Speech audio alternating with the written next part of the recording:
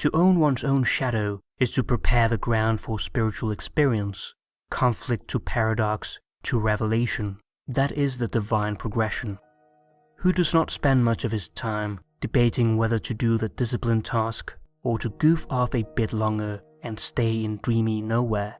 Neither is holy, but exactly in the paradox between them lies the holy place. To be in a situation where there's no way out, or to be in a conflict where there's no solution, is the classical beginning of individuation or self-realization.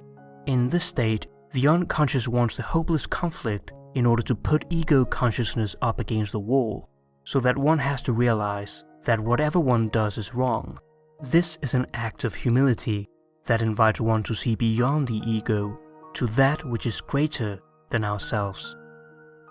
We know that the mandala is the holy circle that represents wholeness, the self. Mandalas are devices that remind us of our unity with God and with all living things.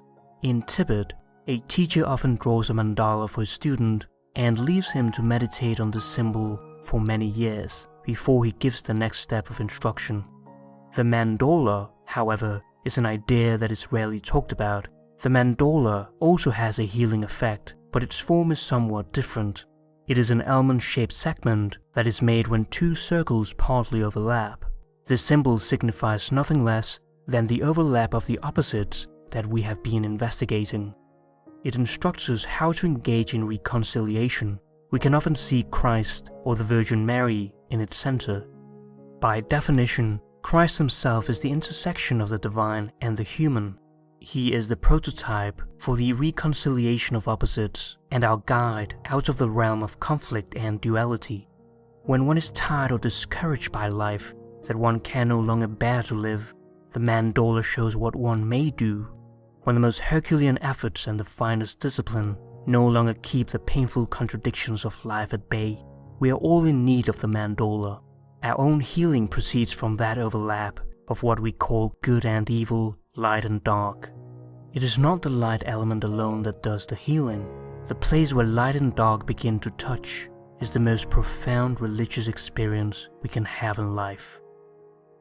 We like to think that a story is based on the triumph of good over evil, but the deeper truth is that good and evil are superseded and the two become one.